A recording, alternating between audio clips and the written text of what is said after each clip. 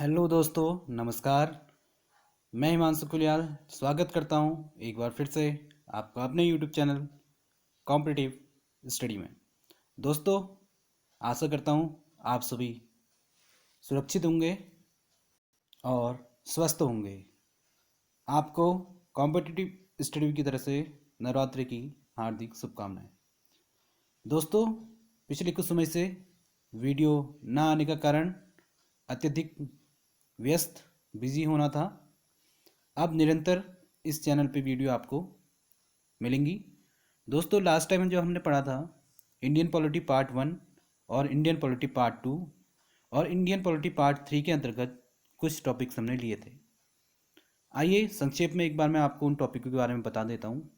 Indian polity part 1 में हमने पढ़ा था दोस्तों संवैधानिक ढांचे के बारे में, कॉन्स्टिट्यूशनल फ्रेमवर्क के बारे में, ठीक है, जिसमें हमने पढ़ा था कि संविधान का निर्माण कैसे हुआ, संविधान की प्रमुख विशेषताओं के बारे में, प्रस्तावना के बारे में, और यूनियन एंड इट्स टेरिटरी, संघ और उसके क्षेत्र के अंतर्गत जो जो आर्टिकल्स आते हैं उनके बारे में, नागरिकता के बारे में, मूल अधिकार के बारे में, राज्य के नीति निर्देशक तत्वों के बारे में, मूल कर्तव्य के बारे में और संविधान के संशोधन के बारे में।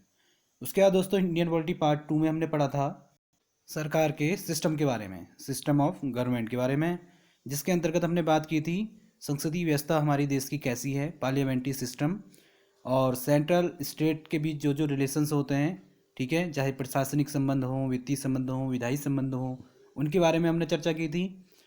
उसके बाद दोस्तों हमने बात की थी सेंट्रल गवर्नमेंट के बारे में पार्ट 3 के अंतर्गत, ठीक है, इंडियन पॉलिटी पार्ट 3 के अंतर्गत जो हमने पहला टॉपिक लिया था वो था राष्ट्रपति, ठीक है, केंद्र सरकार के अंतर्गत जो जो टॉपिक आते हैं उसमें सबसे पहला टॉपिक हमने क्या लिया था, राष्ट्रपति। उसके बाद दोस्तों अगला टॉपिक हमने लिया था वाइस प्रेसिडेंट, उपराष्ट्रपति। उसके अंतर्गत जो जो आर्टिकल्स आते हैं उनके बारे में हमने चर्चा की थी। उसके बाद लास्ट वीडियो जो है उस वीडियो में हमने पढ़ा था दोस्तों केंद्रीय मंत्रिपरिषद और प्रधानमंत्री के बारे में। दोस्तों, ये था संक्षेप में वर्णन जो अभी तक हम बढ़ चुके हैं। अगर आपने वीडियोस नहीं देखी हैं उसका लिंक मैं डिस्क्रिप्शन बॉक्स में दे दूंगा, आप वहाँ से वीडियो देख सकते हैं। दोस्तों, आज हम स्टार्ट करने जा रहे हैं उसी से आगे। तो आज का हमारा ये टॉपिक है संसद, पार्लियामेंट, ठीक है। संसद दोस्तों केंद्र सरकार का एक विधायी अंग है। संसदीय प्रणाली जिसे सरकार का वेस्टमिंस्टर मॉडल भी कहते हैं, क्या कहते हैं, वेस्टमिंस्टर मॉडल भी कहते हैं, ठीक है। इसे अपनाने के कारण भारतीय लोकतांत्रिक व्यवस्था में संसद एक विशिष्ट व केंद्रीय स्थान रखती है, ठीक है दोस्तों। The constitution structure, duration, officers, procedure and privileges and parliament have been described under part 5 of the Indian Constitution till Article 79 to 122. The parliament is the highest legislative house in India with a bicameral system which is as follows. Number first, Lok Sabha in lower house. Number second, राज्य सभा। संविधान के 5वें भाग के अंतर्गत अनुच्छेद 79 से 122 में संसद के गठन, संरचना, अवधि, अधिकारियों, प्रक्रिया, विशेषाधिकार व शक्ति आदि के बारे में वर्णन किया गया है। संसद भारत का सर्वोच्च विधायी सदन है दोस्तों, जिसमें द्विसदनी व्यवस्था है जो निम्नलिखित है, जिसके अंतर्गत क्या क्या आता है, लोकसभा जो निचला सदन है और राज्यसभा जो उच्च सदन है। आइए दोस्तों अब बात करते हैं संसद के गठन के बारे में, ठीक है। संविधान के अनुसार भारत की संसद के 3 अंग हैं, राष्ट्रपति, लोकसभा व राज्यसभा। सन 1954 में राज्य परिषद एवं जनता का सदन के स्थान पर क्रमशः राज्यसभा एवं लोकसभा शब्द को अपनाया गया। राज्यसभा उच्च सदन कहलाता है जबकि लोकसभा निचला सदन कहलाता है। राज्यसभा में राज्य व संघ राज्य क्षेत्रों के प्रतिनिधि होते हैं जबकि लोकसभा संपूर्ण रूप में भारत के लोगों का प्रतिनिधित्व करती है। हालांकि हालांकि राष्ट्रपति संसद के किसी भी सदन का सदस्य नहीं होता है और न वह संसद में बैठता है, लेकिन राष्ट्रपति संसद का अभिन्न अंग है। ऐसा इसलिए है क्योंकि संसद के दोनों सदनों पर पारित कोई विधेयक तब तक विधि नहीं बनता जब तक राष्ट्रपति उसे अपनी स्वीकृति नहीं दे देता। राष्ट्रपति संसद के कुछ चुनिंदा कार्य भी करता है। उदाहरण स्वरूप राष्ट्रपति दोनों सदनों का सत्र आहूत करता है या सत्रावसान करता है। लोकसभा को विघटित कर सकता है। जब संसद का सत्र न चल रहा हो वह अध्यादेश जारी कर सकता है। ठीक है, हमने राष्ट्रपति की ये शक्तियाँ जब हम राष्ट्रपति टॉपिक पढ़ रहे थे वहाँ पर भी हमने इसका चर्चा की थी। अगर आपने वो वीडियो नहीं देखी है तो उसे अवश्य देखें। इस मामले में भारतीय संविधान अमेरिका के स्थान पर ब्रिटेन की पद्धति पर आधारित है। ब्रिटेन की संसद ताज अर्थात राजा या रानी, हाउस ऑफ लॉर्ड ऊपरी सदन व हाउस ऑफ कॉमन्स निचला सदन से मिलकर बनती है। इसके विपरीत अमेरिकी राष्ट्रपति विधानमंडल का महत्वपूर्ण अंग नहीं है। अमेरिका में विधानमंडल को कांग्रेस के नाम से जाना जाता है। कांग्रेस के अंतर्गत सीनेट ऊपरी सदन, हाउस ऑफ रिप्रेजेंटेटिव निचला सदन होते हैं। सरकार की संसदीय पद्धति में विधायी व कार्यकारी अंगों में परस्पर निर्भरता पर जोर दिया जाता है। अतः हमारे यहाँ संसद में राष्ट्रपति ब्रिटेन की संसद में ताज की तरह है, वहीं दूसरी तरह राष्ट्रपति पद्धति वाली सरकार में विधायी और कार्यकारी अंगों को अलग करने पर जोर दिया जाता है। इसलिए अमेरिका राष्ट्रपति कांग्रेस का घटक नहीं माना जाता है। आइए दोस्तों, अब बात करते हैं दोनों सदनों की संरचना के बारे में, स्ट्रक्चर ऑफ पार्लियामेंट। ठीक है, संसद की संरचना कैसी होती है। तो दोस्तों, संसद में जैसा कि आपको मैंने अभी बताया, राज्यसभा और लोकसभा दो सदन होते हैं।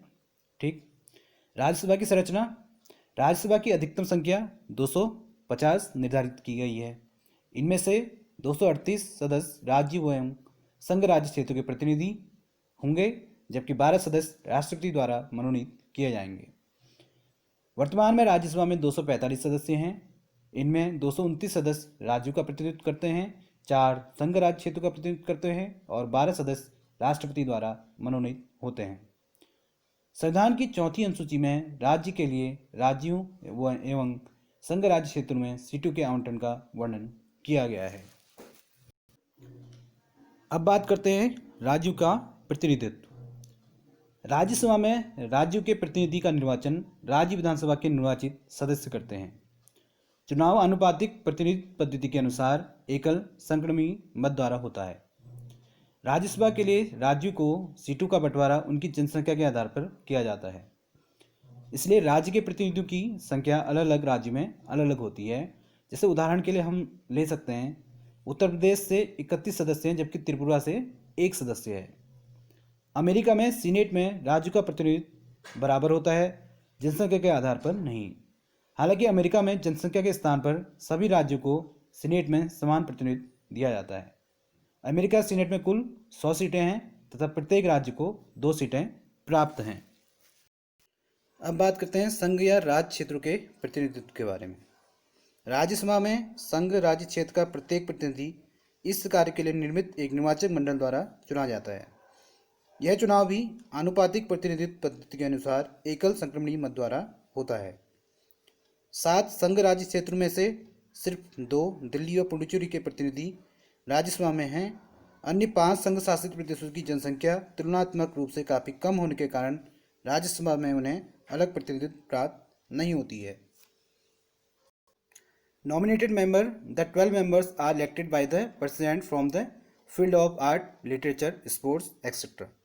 नामित या निर्देशित सदस्य, राष्ट्रपति राज्यसभा में 12 ऐसे सदस्यों को नामित या निर्देशित करता है जिन्हें कला, साहित्य, विज्ञान और समाज सेवा विषयों के संबंध में विशेष ज्ञान या व्यवहारिक अनुभव हो। ऐसे व्यक्ति को नामांकित करने के पीछे उद्देश्य है कि नामी या प्रसिद्धि व्यक्ति बिना चुनाव के राज्यसभा में जा सके। यहाँ ये ध्यान देने वाली बात है कि अमेरिका सीनेट में कोई नामित सदस्य नहीं होता है। आइए बात करते हैं लोकसभा की। लोकसभा की अधिकतम संख्या 552 निर्धारित की गई है। इनमें से 530 राज्य के प्रतिनिधि, 20 संघ राज्य क्षेत्रों के प्रतिनिधि होते हैं। एंग्लो इंडियन समुदाय के 2 सदस्यों को राष्ट्रपति नामित या नाम निर्देशित कर सकता है। वर्तमान में लोकसभा के 545 सदस्य हैं। इनमें से 530 सदस्य राज्यों से, 13 सदस्य संघ राज्य क्षेत्र से और 2 सदस्य राष्ट्रपति द्वारा नामित या निर्देशित एंग्लो इंडियन समुदाय से हैं। राज्यों और केंद्र शासित प्रतिनिधित्व के प्रतिनिधित्व। लोकसभा में राज्यों के विभिन्न निर्वाचक क्षेत्रों के लोगों द्वारा प्रत्यक्ष रूप से निर्वाचित होते हैं। भारत के हर नागरिक को जिसकी उम्र 18 वर्ष से अधिक है और जिसे संविधान या विधि के उपबंधों के मुताबिक अयोग्य नहीं ठहराया गया हो, मत देने का अधिकार है। 61वें संविधान संशोधन अधिनियम 1988 द्वारा मत देने की आयु सीमा को 21 वर्ष से घटकर 18 वर्ष कर दिया गया था। नामांकित सदस्य नॉमिनेटेड मेंबर। अगर एंग्लो इंडियन समुदाय का लोकसभा में पर्याप्त प्रतिनिधित्व न हो तो राष्ट्रपति इस समुदाय के 2 लोगों को नामित या उनका नाम निर्देशित कर सकता है। शुरुआत में यह उपबंध 1960 तक के लिए था, लेकिन 95वें संविधान संशोधन अधिनियम 2009 में इस उपबंध को 2020 तक के लिए बढ़ा दिया गया। इसके साथ साथ दोस्तों, संघ राज्य क्षेत्रों का प्रतिनिधित्व जो करते हैं उन्हें लोकसभा में कैसे जगह मिलती है। संविधान ने संसद की संघ राज्य क्षेत्रों के प्रतिनिधित्व को चुनने की विधि के निर्धारण का अधिकार दिया है। इसी के तहत संसद ने संघ राज्य क्षेत्र अधिनियम 1965 बनाया, जिसके तहत संघ राज्य क्षेत्र में से प्रत्यक्ष निर्वाचन के तहत लोकसभा के सदस्य चुने जाते हैं। आइए बात करते हैं सदनों की अवधि के बारे में। राज्यसभा की अवधि, पहले बात करते हैं राज्यसभा की अवधि की। राज्यसभा पहली बार 1952 में स्थापित की गई। राज्यसभा निरंतर चलने वाली संस्था है, यानी एक स्थायी संस्था है और इसका विघटन नहीं होता, किंतु इसके 1/3 सदस्य हर दूसरे वर्ष सेवानिवृत्त होते हैं। ये सीटें चुनाव के द्वारा फिर भरी जाती हैं और राष्ट्रपति द्वारा हर तीसरे वर्ष की शुरुआत में मनोचयन होता है। सेवानिवृत्त होने वाले सदस्य कितनी बार भी चुनाव लड़ सकते हैं और नामित हो सकते हैं। संविधान ने राज्यसभा के सदस्यों के लिए पदावधि निर्धारित नहीं की थी, इसे संसद पर छोड़ दिया गया था। इसी के तहत जनप्रतिनिधित्व अधिनियम 1951 के आधार पर संसद ने कहा कि राज्यसभा के सदस्यों की पदावधि 6 साल की होनी चाहिए। इस अधिनियम ने भारत के राष्ट्रपति को पहली राज्यसभा में चुने गए सदस्यों की पदावधि कम करने का अधिकार दिया। पहले बैच में यह तय हुआ कि लॉटरी के आधार पर सदस्यों को सेवानिवृत्त किया जाएगा। इसके अलावा इस अधिनियम द्वारा राष्ट्रपति को राज्यसभा के सदस्यों की सेवानिवृत्ति के आदेश को शासित करने वाले उपबंध बनाने का अधिकार भी दिया गया। लोकसभा की अवधि के बारे में बात करते हैं दोस्तों। राज्यसभा से अलग लोकसभा जारी रहने वाली संस्था नहीं है। सामान्य तौर पर इसकी अवधि आम चुनाव के बाद हुई पहली बैठक से 5 वर्ष के लिए होती है। इसके बाद वह खुद विघटित हो जाती है। हालांकि राष्ट्रपति को 5 साल से पहले किसी भी समय इसे विघटित करने का अधिकार है। इसके खिलाफ न्यायालय में चुनौती नहीं दी जा सकती।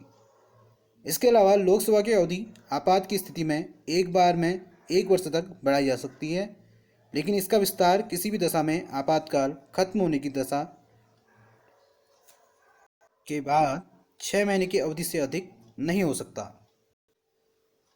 दोस्तों, आशा करता हूँ आज के सेशन आपको पसंद आया होगा। अगर आपको यह सेशन आज का पसंद आया है तो इस वीडियो को लाइक करें, शेयर करें और सब्सक्राइब करें। दोस्तों, मिलते हैं अगली वीडियो में एक नए टॉपिक के साथ। तब तक के लिए नमस्कार।